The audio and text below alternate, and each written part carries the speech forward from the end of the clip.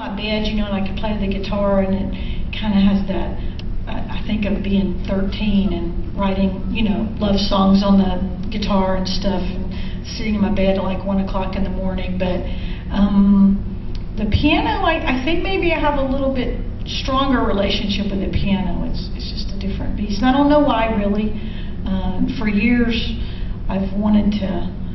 I've played on some of the albums. I've been playing a little bit along the way, you know, but I just kind of been thinking about this for about, I don't know, 2 or 3 years. I got the title, "A 1,000-Pound Machine," from a New Yorker article. It was a review of a classical music record, and they were talking about, whoever the reviewer was, he started saying someone's once called the, you know, the great piano 1,000-pound machine, because that's, and I thought, ooh, and it kind of gave me the idea, oh, well, maybe I'll just kind of start thinking about having this album where I just sit down and play and sing at the piano and write, which is what I did when I was a little girl.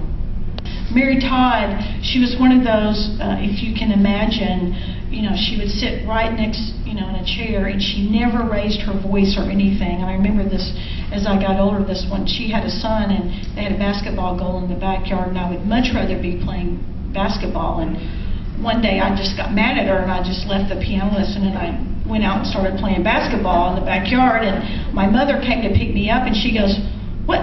You've made Mary Todd cry, and you go in there and apologize to her," you know, because I was going, well, you know, I was just kind of getting tired of all that. But that's what you do when you're 9 years old. But Mary Todd was very patient, and I've told her this. I sent her a copy of the album, and she sent me a very beautiful thank you note in the old-fashioned way. And, you know, she, in my second year of piano, was teaching me theory, and she knew about this little contest where I could write, and then I got to actually write out the notes, and she submitted it so I could get a little grade on it. It was called March of the Cat, and that was when I was 8. Oh. So Mary Todd had great patience. I think for me, I've just been very fortunate all these years, because, you know, I've been surrounded by people who, when we go into the studio,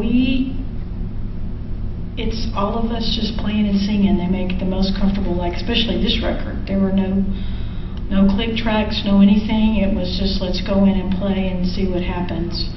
And for me, actually, I have some of my most, actually when I'm writing the songs, some of these tunes, you know, I get very emotional when I'm writing, and then even early on singing, and sometimes in the studio, because it's just that most focused time. And every now and then also, I never know, it can be at any concert, when even a song I've sung for many years will just kind of hit me. But I think part of it has been the people that I feel have been with me all these years, and kind of, a lot of them come from my background and similar background.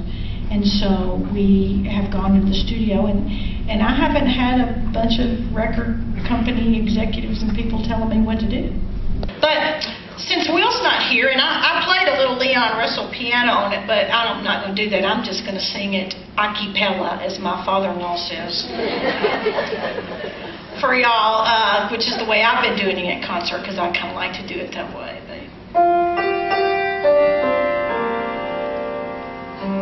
Give you a little bit of an action. I killed a man to get in here. Here I'll be for life. The hardest of the hardest men step aside when I walk by.